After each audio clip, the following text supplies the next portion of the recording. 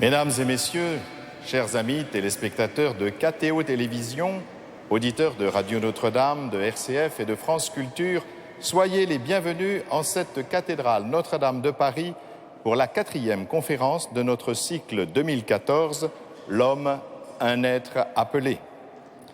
Au cours des 3 dimanches précédents, nous avons découvert comment l'humanité est appelée par Dieu et comment l'Église est cette portion de l'humanité qui se sait appelée et répond à cet appel. Oui, Dieu appelle tous les hommes, chacun personnellement, pour être son enfant afin de devenir son élu pour les autres. Nous avons aussi réfléchi sur les signes que Dieu manifeste aujourd'hui dans chacune de nos vies et comment nous pouvons discerner ces appels. Aujourd'hui, Monseigneur Éric de Moulin-Beaufort, évêque auxiliaire et vicaire général de Paris, nous invite à franchir un pas de plus. L'appel de Jésus est radical. Celui qui perdra sa vie à cause de moi la sauvera. Jésus ose appeler à perdre sa vie à cause de lui. Perdre pour gagner. Comment comprendre ce paradoxe? Comment entrer dans un tel renoncement en progressant dans cette capacité à tout remettre, à ne rien mesurer soi-même? L'appel de Dieu nous arrache à nous-mêmes et nous fait devenir ce que nous ne pouvons avoir prévu d'être. En l'absence de notre archevêque, le cardinal André XXIII, qui est à Washington pour une rencontre entre évêques et rabbins, je suis heureux de remercier en son nom Monseigneur de Moulin-Beaufort, qui va nous aider à mieux comprendre que la beauté et la fécondité d'une vie ne se mesurent pas à partir de critères de production et d'efficacité, mais bien plutôt à l'aune de sa réponse à l'appel de Dieu.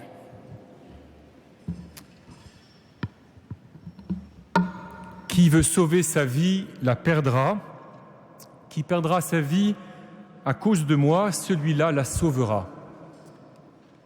Que chaque être humain soit l'objet d'un appel de la part de Dieu. Que cet appel fasse de nous une personne au plein sens du terme. Cela, nous pouvons facilement l'entendre.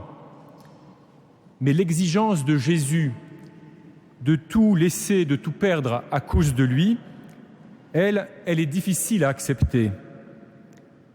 Répondre à un appel, suivre une vocation, nous le comprenons facilement en termes d'épanouissement personnel. Pourquoi? Au nom de quoi? En vue de quoi? Faudrait-il d'abord consentir à tout perdre? En fait, 2 questions se mêlent. Comment, par quel miracle, par quelle transmutation perdre ferait-il gagner?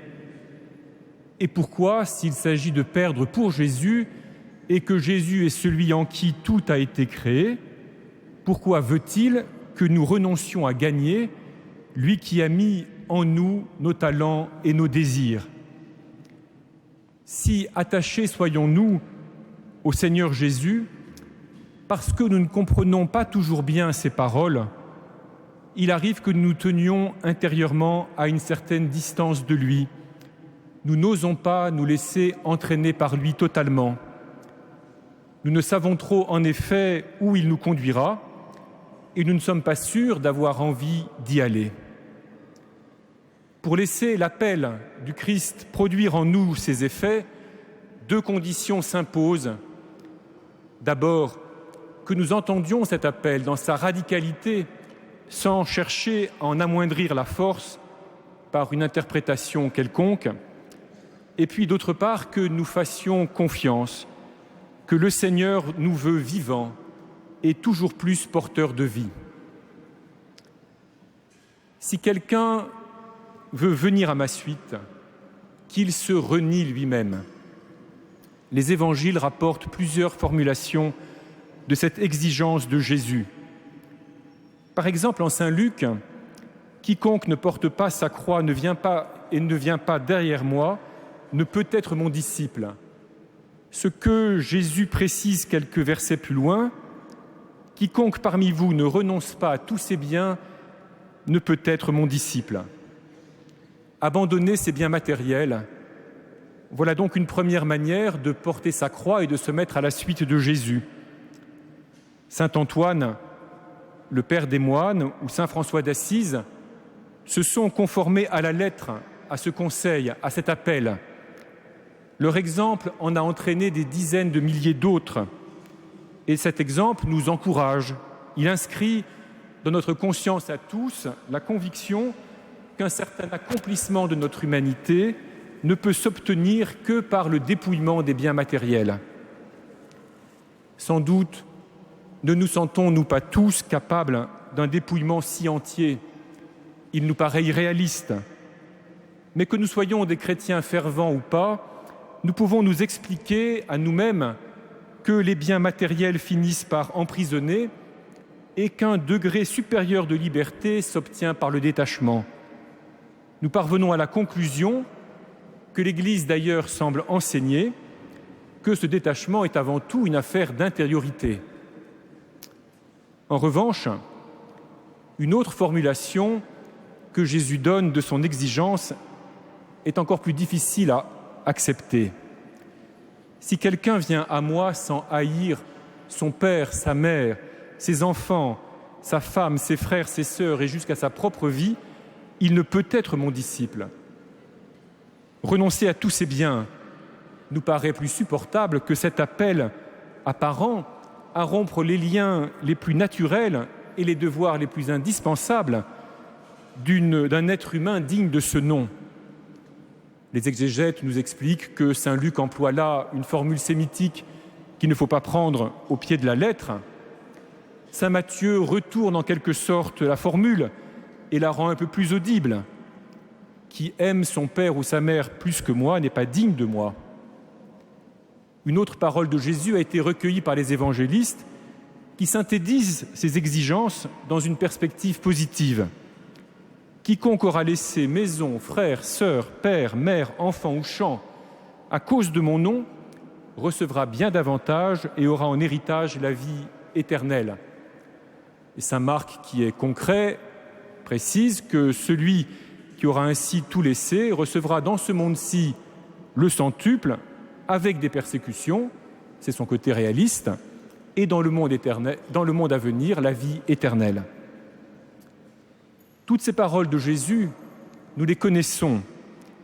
Lorsque nous les lisons dans le fil des récits évangéliques, elles peuvent nous surprendre ou nous choquer, mais elles se rattachent à des circonstances, elles s'adressent à des personnes, elles se relient à d'autres paroles ou à d'autres gestes plus rassurants. Lorsque nous isolons ces formules, comme nous le faisons cet après-midi, et que nous les faisons retentir tout ensemble, nous n'échappons pas, je le crains, à une impression doublement désagréable. D'abord, notre image de Jésus s'en trouve compliquée, voire même abîmée. Aujourd'hui, plus que jamais, nous savons ou nous croyons savoir que seuls des gourous dangereux, des esprits sectaires, appellent à briser les liens sociaux parce que cela leur permet de tenir leurs adeptes dans leur dépendance. Et ensuite, la promesse de la vie éternelle ne nous rassure pas. Au contraire, elle nous place devant une interrogation sur nous-mêmes. S'il faut, pour obtenir la vie éternelle, se débarrasser des responsabilités familiales et sociales, alors chercher la vie éternelle, désirer entrer, serait-ce la trace d'un égoïsme inhumain ? Des athées en accusent facilement les croyants. Eux se présentent comme des humanistes, beau titre de gloire, soucieux du bien de tous sur cette terre. Et ils regardent ceux qu'habite l'obsession de la vie éternelle comme révélant les angoisses meurtrières qui habitent leur cœur.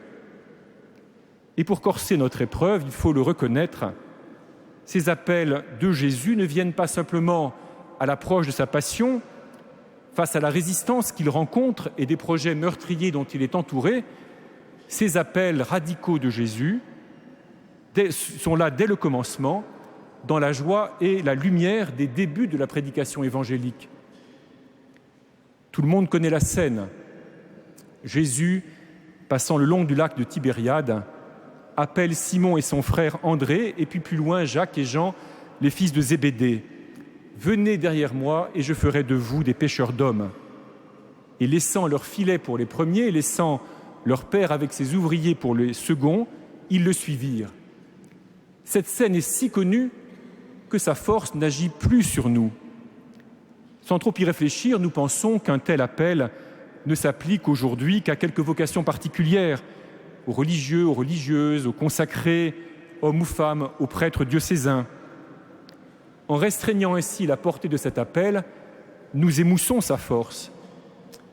Parce que nous connaissons la suite de l'histoire, nous nous expliquons à nous-mêmes que ces 4-là et 8 autres encore ont été choisis pour fonder une réalité nouvelle, que les commencements imposent des comportements nouveaux, des options radicales, et que ceux-là, après tout, ont leur récompense dans le rôle magnifique de fondateur de l'Église, de colonne de l'Église, à jamais associé à la gloire du Christ. Nous justifions ainsi notre humilité qui nous garde de chercher à les égaler, ce qui nous dispense de tels renoncements. Ce que ceux-là ont fait n'est plus à refaire. Notre embarras, malgré tout, signale que l'affaire est plus sérieuse. Appeler des hommes à marcher à sa suite est un acte d'une prétention inouïe. Il l'est plus encore en Israël. Venir derrière Jésus, en effet, marcher à sa suite, cela revient à renoncer aux moyens ordinaires d'assurer son existence, dans cette scène par le travail. Cela entraîne aussi de rompre les solidarités naturelles, avec les parents ici. Appeler ces 4 hommes à venir derrière lui suppose donc que Jésus prétende leur procurer une vie plus haute, une vie plus riche, plus pleine, plus vivante. Or, le peuple d'Israël est de tous les peuples de la terre celui qui a appris à main forte et à bras étendus que rien ne procure la vie à l'homme sinon Dieu seul. Certains rabbins du temps de Jésus réunissaient autour d'eux des disciples. Le futur saint Paul sera l'un d'eux au pied de Gamaliel. Mais précisément, les disciples étaient des élèves qui avaient choisi un maître. Jamais un maître n'aurait été chercher lui-même ses disciples. C'eût été se mettre à la place de Dieu. En appelant des hommes à le suivre, Jésus se présente donc lui-même avec une prétention sans pareille. Il revendique de pouvoir devenir source de vie pour eux, et cela, si on le prend au sérieux, ou bien fait retomber dans le paganisme, ou bien, si Jésus se tient dans ce qui a été acquis par Israël, cela veut dire qu'il se présente comme étant tout entier du côté de Dieu, du Dieu vivant, l'unique. Le peuple d'Israël se caractérise par le refus de l'idolâtrie. Le drame de l'idole n'est pas qu'elle soit une statue ou une image. L'idole que la révélation biblique condamne est toute réalité ou toute idée à laquelle l'homme croirait devoir sa vie, qu'il s'agisse du roi et du pouvoir politique, qu'il s'agisse du travail ou de l'argent, de ce qui assure la fertilité des terres et l'alternance des pluies et du soleil, que ce soit la sexualité et la fécondité qu'elle permet, qu'il s'agisse même de la religion par laquelle les hommes entrent en relation avec les puissances qui les entourent et sous lesquelles ils vivent. Ni le pouvoir politique, ni les réalités économiques, ni aucune des grandes forces sous lesquelles se déploie la vie des hommes ne sont en soi mauvaises, mais Israël apprend au long de son histoire que tout le bien que chacune de ces réalités peut procurer à l'homme ne suffit jamais à rendre l'homme vivant pour de vrai. Pourquoi ? Parce qu'aucune de ces forces ne change le cœur de l'homme. Aucune de ces forces ne permet à l'homme d'espérer qu'il vaille la peine, qu'il vive pour toujours, parce qu'aucune ne peut lui procurer un cœur nouveau et un esprit nouveau. Seul le peut le Dieu vivant, le Créateur qui appelle ses créatures à vivre à son image et à sa ressemblance. Seul le peut celui qui est le bon, la bonté, et qui peut rendre bon ceux qui acceptent d'apprendre de lui, ou mieux de recevoir de lui. Lui, en effet, a tiré le peuple d'Égypte où il était privé de liberté et voué à la mort, non pas malgré les apparences, pour ajouter un peuple au jeu des nations qui essaie de se faire une place au soleil, mais pour lui donner sa loi, de sorte que ce peuple-là vive à la manière de Dieu, sans être une cause de mort pour les autres, en respectant et en promouvant plutôt leur existence. Jamais dans les évangiles, nous n'entendons Jésus se définir lui-même comme Dieu. Il laisse les autres dire qui il est. Ce sera le rôle de Simon-Pierre dans la confession qu'il fait sur la route de Césarée. En revanche, dans ses gestes, pour qui les reçoit dans le cadre juif, strictement marqué par l'histoire des relations du peuple au Dieu vivant, Jésus agit divinement. En lui, l'agir du Dieu de l'Alliance s'exerce à hauteur d'homme, et c'est vraiment l'agir du Dieu de l'Alliance. Tout quitter pour suivre Jésus, cela ne se peut que parce qu'il est Dieu lui-même, le Dieu vivant qui rend l'homme plus vivant, qui lui ouvre une vie plus haute et plus vraie, plus forte que la mort. D'être revenu au bord du lac nous permet donc de recueillir une première réponse, une première lueur à propos de la vie éternelle. Elle est précieuse parce que, tout en étant persuadé qu'être chrétien a quelque chose à voir avec l'attente de la vie éternelle, nous prenons rarement le temps de nous demander de quoi il s'agit. Lorsque nous professons « je crois en la vie éternelle », le risque est grand que nous laissions des représentations imaginatives et même des archaïsmes de notre conscience humaine revêtir cette formulation pour lui prêter une consistance illusoire. La vie éternelle n'est pas pour Jésus l'extension indéfinie du temps terrestre. La vie éternelle n'est pas une sorte de longue promenade dans un pays merveilleux. Et heureusement, parce que notre expérience à tous est qu'une promenade sans danger, sans risque, sans fatigue, sans surprise, sans effort, et rapidement ennuyeuse. Pour Jésus, la vie éternelle, c'est l'intensité de la vie de ses disciples avec lui. C'est l'intensité que sa présence confère à toute rencontre, toute respiration, toute marche ou tout arrêt.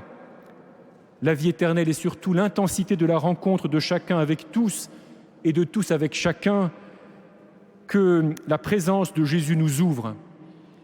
Elle suppose donc la transformation de notre cœur et déjà l'apprentissage en cette vie terrestre de ce qu'est la rencontre d'autrui et l'expérience douloureuse et bienfaisante de nos dispositions pour une telle rencontre et de nos incapacités ou de nos handicaps dans ce genre de rencontre.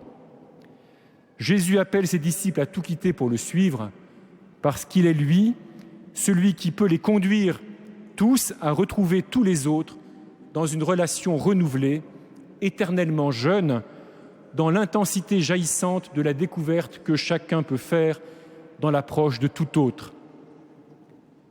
Désirer la vie éternelle, orienter son existence terrestre vers elle, ne sera donc jamais se livrer à l'angoisse de sa survie individuelle.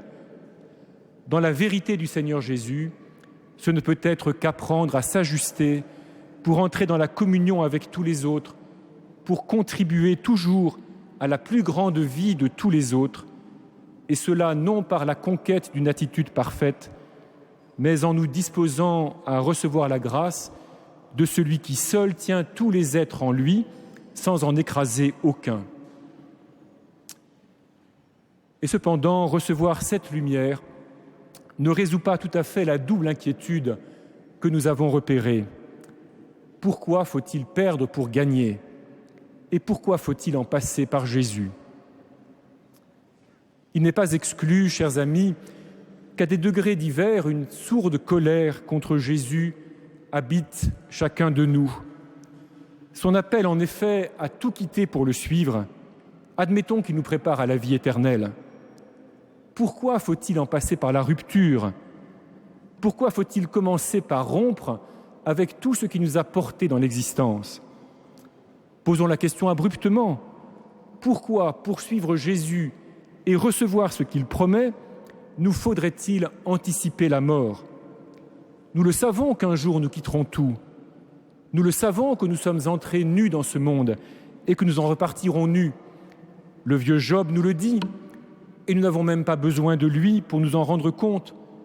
Nous ne manquerons pas de le découvrir. La vieillesse, avec les dépouillements qui l'accompagnent, se charge de nous apprendre, se charge de nous l'apprendre. Les générations d'aujourd'hui et celles qui nous suivent découvrent que le confort qu'elles ressentent en voyant l'espérance de vie augmenter se paie en réalité d'une longue vieillesse qui n'est pas forcément faite de joyeuses rencontres familiales et de voyages au bout du monde. Certains, plus que d'autres, car tout est inégal en ce monde, se voient privés de facultés essentielles, parfois jusqu'à la conscience de soi, et le temps dure indéfiniment, pour eux sans doute, et certainement pour ceux qui les entourent. Et d'ailleurs, il n'est pas nécessaire d'attendre le grand âge. Notre existence terrestre est rythmée par le passage d'une phase à une autre, d'un âge de la vie à un autre. Et chacun de ces passages se fait avec perte.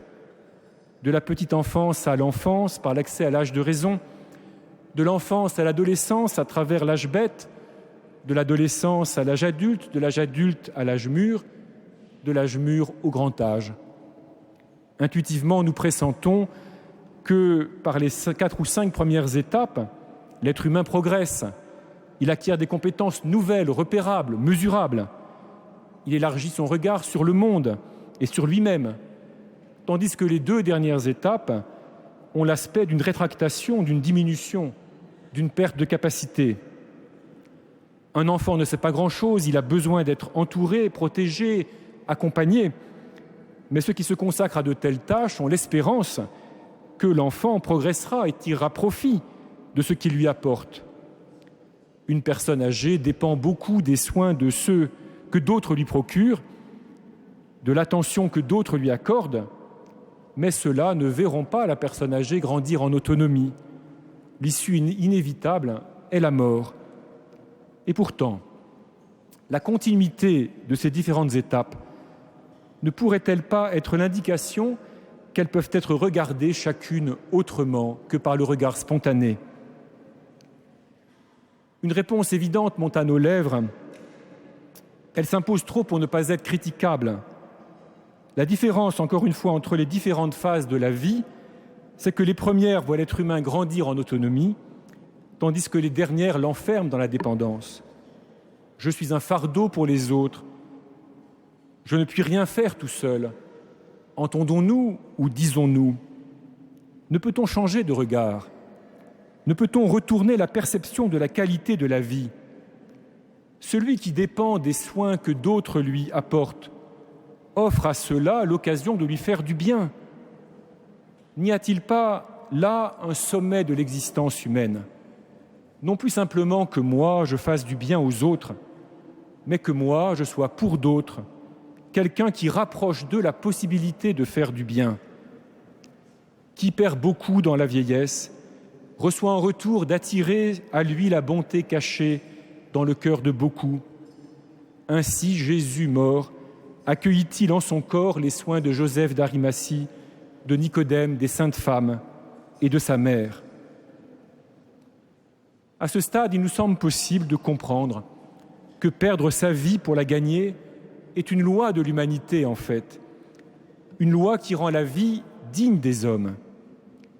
Tout au long de l'histoire, les hommes engagent leur vie au risque de la perdre. L'homme libre, c'est celui qui peut jeter sa vie dans la balance. C'est pourquoi les hommes libres font la guerre, et lorsque le spectre de celle-ci s'éloigne, la tentation est grande d'en revivre le drame sous la forme abâtardie du duel. C'est pourquoi les hommes libres chassent le fauve ou les grands animaux, et lorsque la civilisation urbaine ou les progrès de la technique privent la chasse de vrais dangers, certains s'imaginent en réveiller les effets par les excitations du jeu de hasard ou des jeux d'argent où l'on peut tout perdre en une soirée, ou bien par les sports extrêmes. C'est pourquoi aussi les hommes libres se marient. Et lorsque le mariage est par trop embourgeoisé, ils se fabriquent des aventures ou se laissent tromper par les fausses excitations de l'érotisme. Il n'est que de voir comment le sida a révélé que pour certains, qui ne sont pas peu nombreux, frôler la mort augmente le plaisir sexuel. L'homme avance, l'homme progresse, en mettant sa vie en jeu. Et Jésus vient justement nous appeler à tout risquer pour le suivre. Et il peut le faire, il en a le droit, lui, parce que lui peut nous entraîner dans une perte où tous gagneront. Non pas celui-là seulement qui se grisera de lui-même, comme dans certains sports ou dans le jeu d'argent ou dans les complications de l'amour, mais tous les hommes et toute l'humanité dans toute la communion des hommes, et cela pour toujours, dans une vie plus intense, plus partagée, davantage source de vie pour tous. Lui, Jésus, nous apprend, et lui seul, un engagement de notre vie qui peut ne pas être une complicité avec la mort. Lui nous apprend un engagement à la portée de tous, même de ceux qui n'ont pas grand-chose socialement, un engagement qui tire l'homme très au-delà de lui-même. Une figure éclaire ce mouvement, le bienheureux Charles de Foucault, un enfant marqué par la mort de ses parents et peut-être par le comportement de son père, entouré cependant d'affection, qui devient, doté de nombreux talents et avec l'avantage d'une grande fortune, un jeune adulte qui s'ennuie, qui se cherche, qui ne sait ni où ni comment engager sa vie, qui se saoule et s'excite et se dégoûte, jusqu'au jour enfin où, d'un coup, il se lâche lui-même, il se livre sans réserve à celui qui seul peut dire pour de vrai et le dire au nom de tous et de tout, « Je te pardonne ».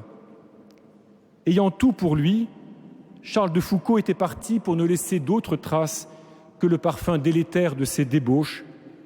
Ayant tout perdu pour Jésus, il ouvre à qui veut bien un chemin vers l'amour de tous pour devenir frère universel. Revenons peut-être à des figures plus imitables. La Bible nous fait entendre, dès son commencement, une parole qui invite à tout quitter. L'homme quittera son père et sa mère, il s'attachera à sa femme et tous deux ne feront qu'une seule chair. Quitter ses parents, devenir époux ou épouse, fait gagner de devenir père ou mère. S'attacher à sa femme, ne faire avec elle qu'une seule chair, à tout le moins, c'est courir le risque d'avoir des enfants. C'est courir le risque de se trouver lié à des êtres nouveaux, imprévisibles et parfois imprévus.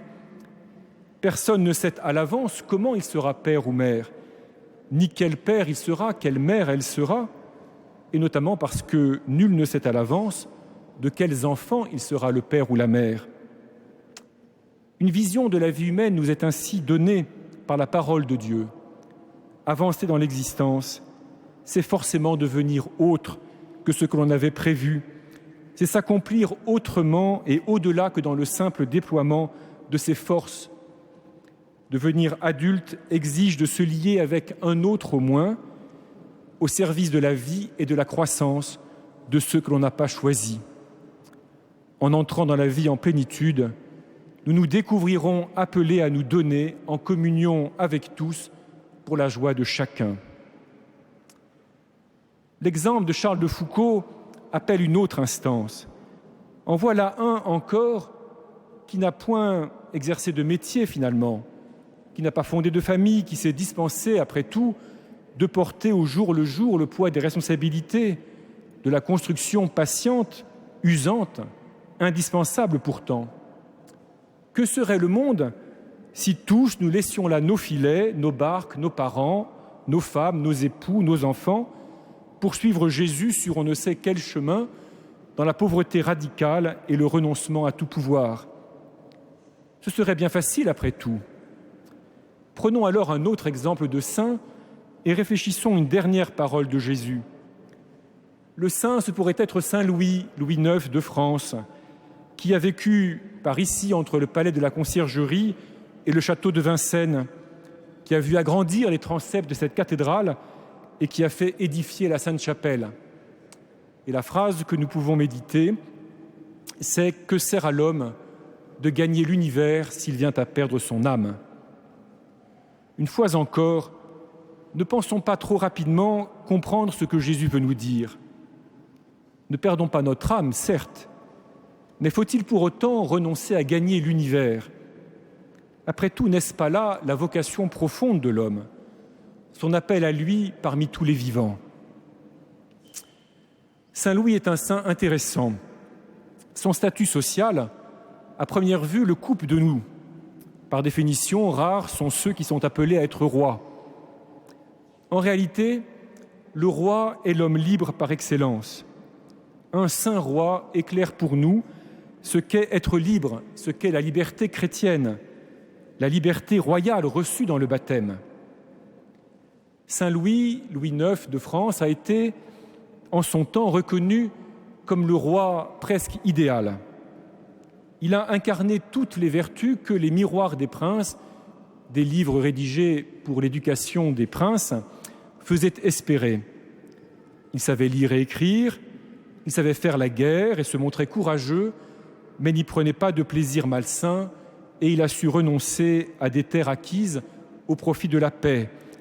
Il avait conscience de ses responsabilités et de la grandeur de son trône, mais il a su rester simple et accessible à tous et s'intéresser vraiment aux malheureux qu'il rencontrait. Il savait être juste et pouvait se montrer sévère et exigeant, mais il savait aussi pardonner, réconcilier. Il appréciait les beaux bâtiments, il aimait la chasse et la danse, mais il n'a pas cédé au goût du luxe et de l'apparat. Il était considéré comme un bel homme et il a su aimer sa femme et ne s'est jamais autorisé à convoiter celle d'autrui, et il a su suivre ses enfants de près.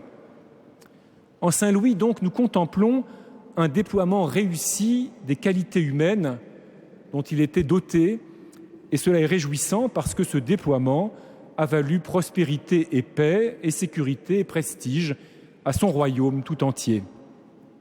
Et pourtant, le grand historien du Moyen-Âge, Jacques Le Goff, l'a montré, la sainteté de Saint Louis ne vient pas seulement de ce bel équilibre humain si maîtrisé et si personnel à la fois. La qualité unique de Saint Louis parmi tous les rois canonisés vient de son amour du Christ et de sa suite du serviteur souffrant. Il l'a acquis par ses croisades, dans son emprisonnement pendant la première, par sa mort pendant la seconde, mais surtout par son comportement, par une transformation et un approfondissement progressif de sa manière d'être et de sa façon de concevoir son rôle et le monde. Si Louis IX de France en était resté à développer les vertus que les hommes et les femmes de son temps attendaient d'un roi, il compterait sans doute parmi les bons rois, il serait peut-être reconnu pour saint, mais il n'aurait pas l'aura particulière, la force d'attraction qu'il a reçue de son lien avec les reliques de la Passion et de sa configuration au Christ souffrant. Il serait exemplaire, il n'aurait pas de fécondité. Sans que nous soyons des spécialistes de son histoire, nous pouvons pressentir en le contemplant que la suite du Christ, jusque là où l'on n'aurait pas songé à aller, donne à la vie de celui qui s'y risque de porter du fruit en abondance. De Saint Louis, revenons vers notre vie à chacun. Tout être humain aspire à déployer ses talents. Tout être humain aspire à mettre en œuvre ses capacités et ses désirs. Longtemps, beaucoup n'avaient d'autre choix que de faire ce que leur père avait fait. Les fils de boulangers devenaient boulangers, les enfants d'agriculteurs, agriculteurs. Nos sociétés sophistiquées sont des sociétés fluides. Chacun y est censé trouver l'espace où se réaliser personnellement, comme nous plaisons à le dire, et il faut s'en réjouir. Il n'en faut pas moins que nous soyons conscients d'un autre aspect de la réalité. Tout le monde ne trouve pas cet espace où s'épanouir. Il n'est pas offert à tous. Parfois, il s'est ouvert et puis soudainement, il s'est rétracté. Prenons le cas d'un homme qui se développe bien dans son métier, qui poursuit une belle carrière et qui, vers la cinquantaine par exemple, se trouve bloqué sans faute de sa part parce qu'il se trouve pris dans un poste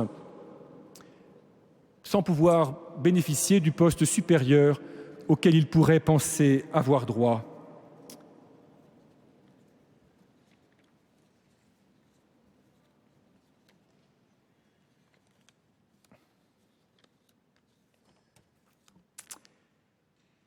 Parce que quelqu'un au-dessus de lui est encore loin de la retraite et qu'il n'y a pas de raison de le pousser dehors, parce que peut-être pour des raisons familiales, les études de ses enfants, la maladie de l'un d'eux, la situation professionnelle de sa femme, il n'a pas pu accepter un poste à l'étranger qui aurait été la manière de relancer sa carrière. 1000 scénarios sont possibles. Que va faire cet homme? Va-t-il s'aigrir? Va-t-il se rétracter sur lui-même, cultiver son ressentiment contre tel ou contre tous? Il peut aussi, fort de l'expérience acquise, parce qu'il est supérieur au poste qu'il occupe, investir dans sa vie professionnelle autre chose que ses compétences, une part de son humanité, en aidant les plus jeunes, en prenant du temps avec ses collaborateurs, en veillant à répartir intelligemment la pression entre tous et en supportant sa part sans la faire subir aux autres, dans l'attention aux clients et à leurs besoins, dans la liberté aussi de proposition à l'égard des dirigeants de l'entreprise.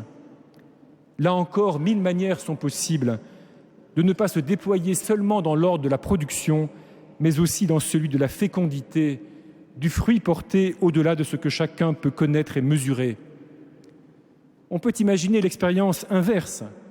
Quelqu'un se trouve, par les circonstances, appelé à occuper un poste qu'il n'aurait jamais songé à briguer, pour lequel, sauf tels événements inattendus, nul n'aurait pensé à lui.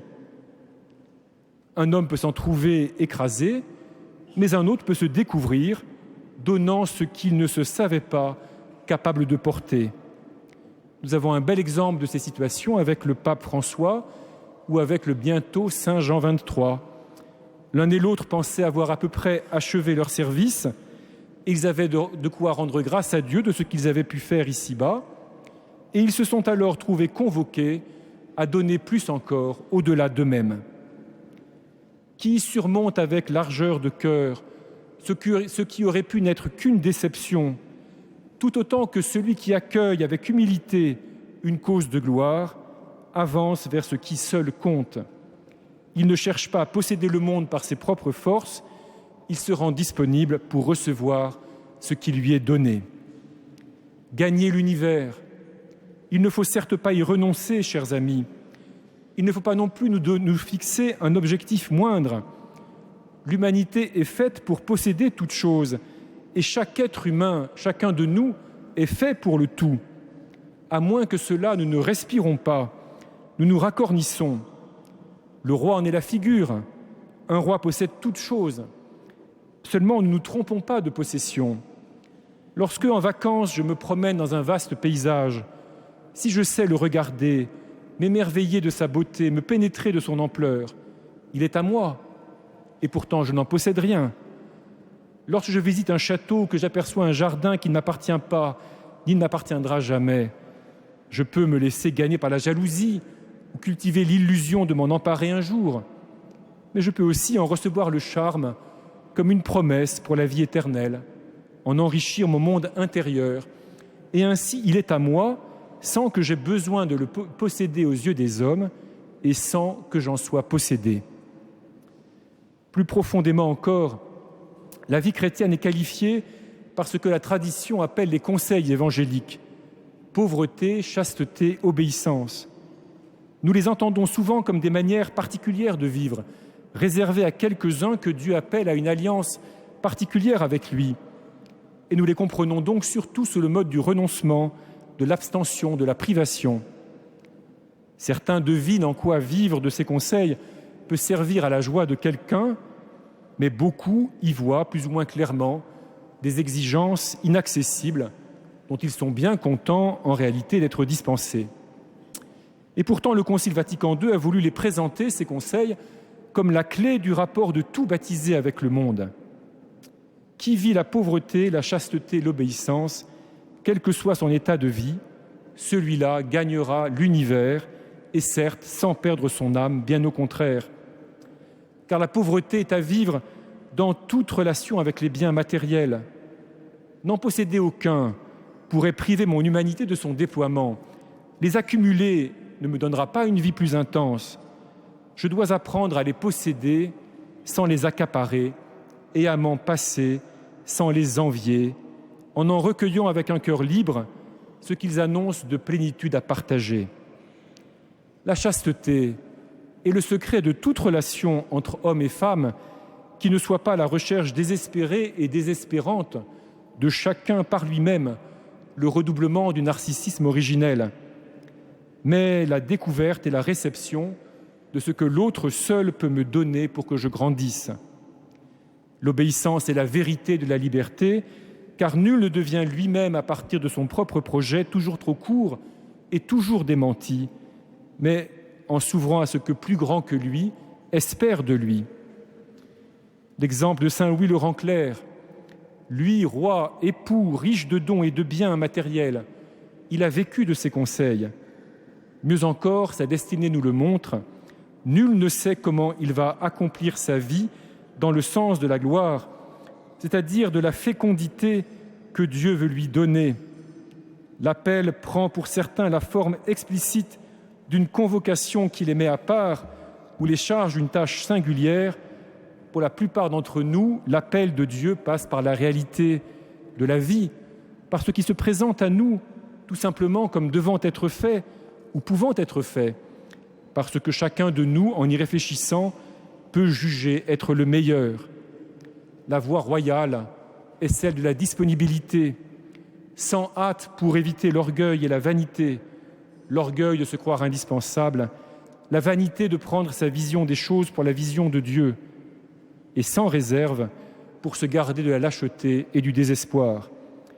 Que chacun fasse ce qu'il a à faire et que nul ne répugne à engager sa vie jusqu'au bout, que chacun choisisse le meilleur possible et que nul ne s'imagine être seul à agir pour Dieu. Chers amis, le Seigneur Jésus nous appelle d'une façon ou d'une autre, un jour ou l'autre, quand nous l'attendons ou quand nous ne l'attendons pas. Son appel toujours exige que nous lâchions pour lui ce que nous avons en main, mais c'est toujours pour que nous en recevions davantage. Le tout est que nous croyions à la vie éternelle, à la vie pour toujours, que nous osions croire qu'il nous fait passer de la vie à la vie plus pleine et plus vraie. Son appel retentit pour chacun de nous d'une manière unique.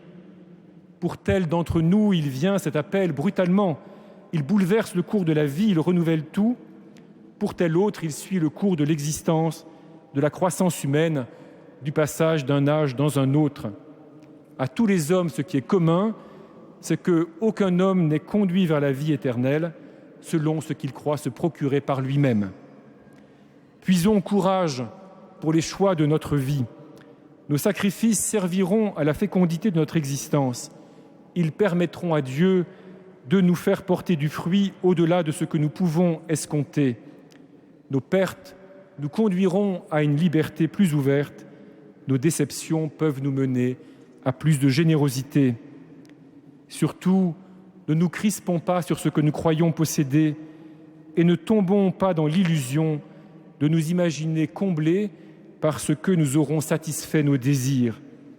Notre désir, le seul désir qu'il palpite en nous, celui-là vient de plus loin et ne peut être rassasié que par la totalité qui n'a pas de limite dans la charité éternelle.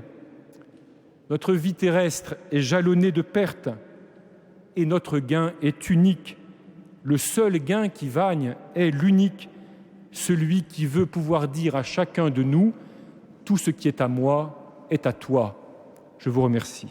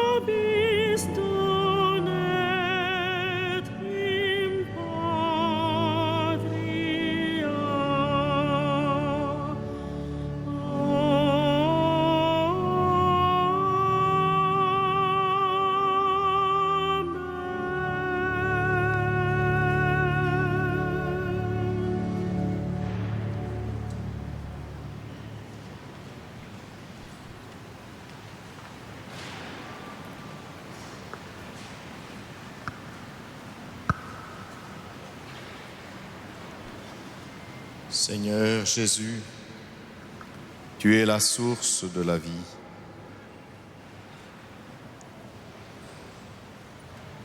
Apprends-nous à vivre non pour nous-mêmes.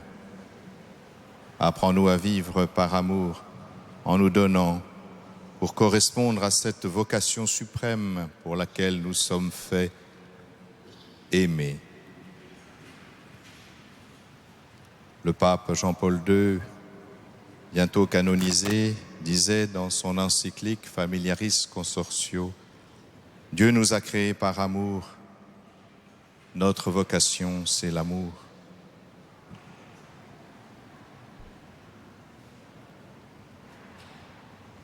Tu nous as dit, Seigneur, qu'il n'y a pas de plus grand amour que de donner sa vie pour ceux qu'on aime.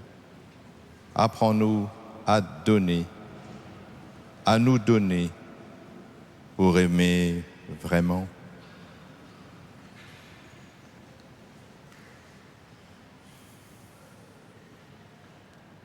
Tout perdre par amour, c'est tout retrouver en abondance. Te suivre, t'aimer par-dessus tout, ce n'est pas couper avec ceux qu'on aime, c'est les aimer davantage. C'est apprendre à les aimer gratuitement, non pour soi, en exigeant une réciprocité. Apprendre à ne rien attendre d'autre que d'aimer. Grâce à toi, Seigneur, qui viens nous habiter de ta présence, nous aimerons mieux nos pères, mères, fils, filles, époux, épouses et tous nos amis.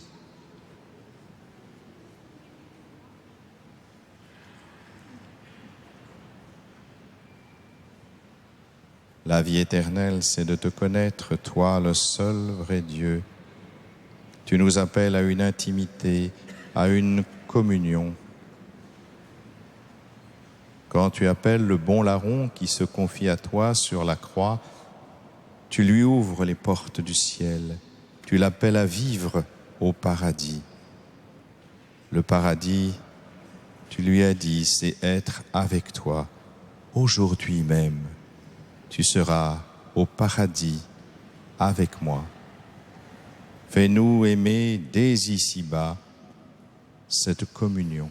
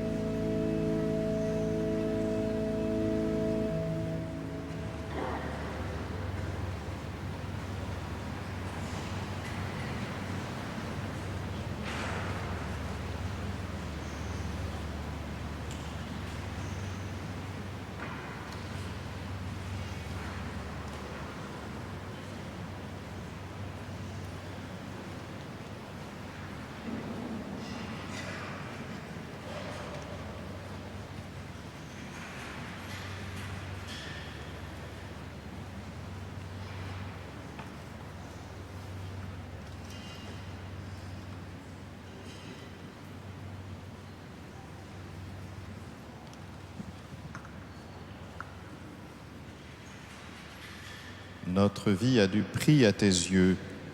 Même les cheveux de notre tête sont tous comptés.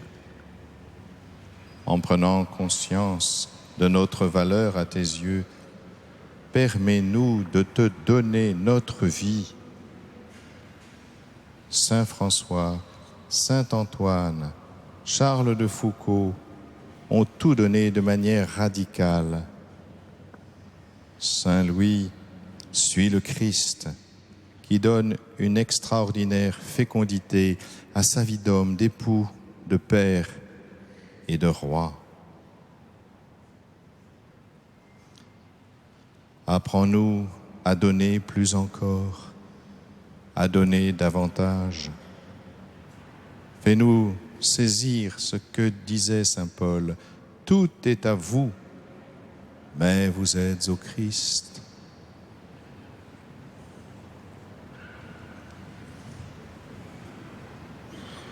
La véritable ambition, c'est de tout te donner,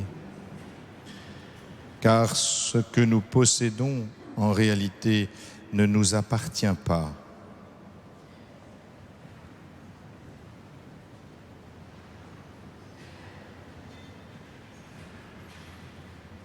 Apprends-nous la vraie mesure de nos jours pour porter du fruit en abondance.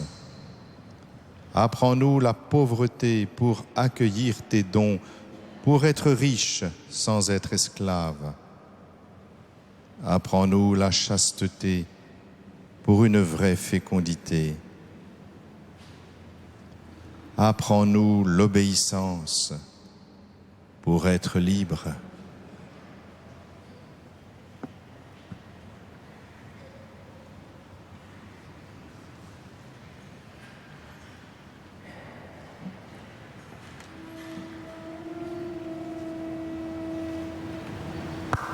Tantum ergo sacramento.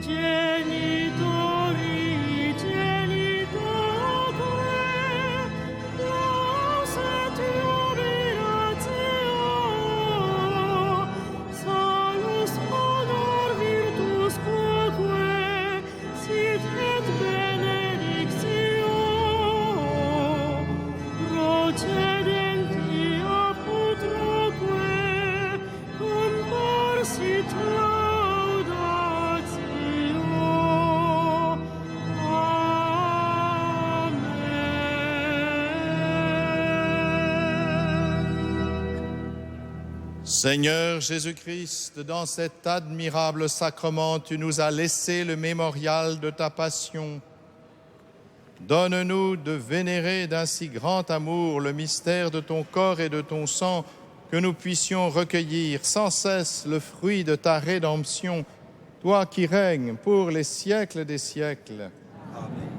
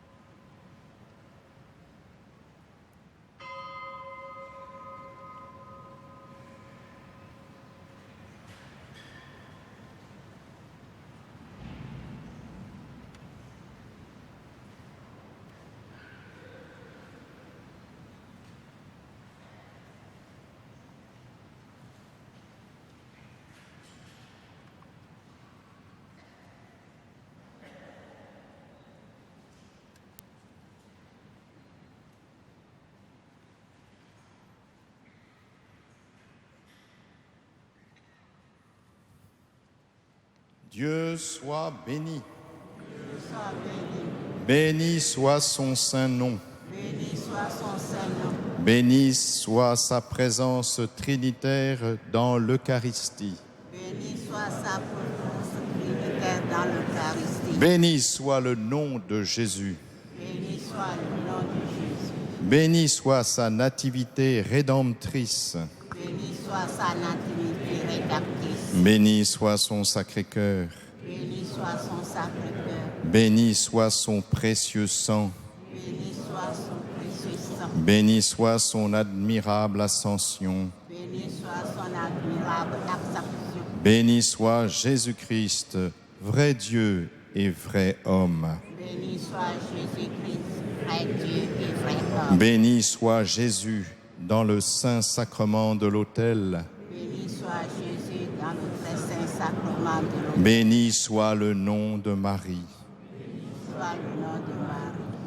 Béni soit l'auguste Mère de Dieu, la très sainte Vierge Marie. Béni soit l'auguste Mère de Dieu, la très sainte Vierge Marie.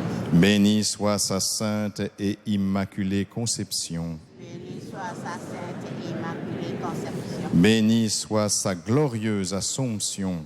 Béni soit sa glorieuse assomption. Béni soit Saint Joseph, son époux très chaste. Béni soit Saint Joseph, son époux très chaste. Béni soit Dieu dans ses anges et dans ses saints.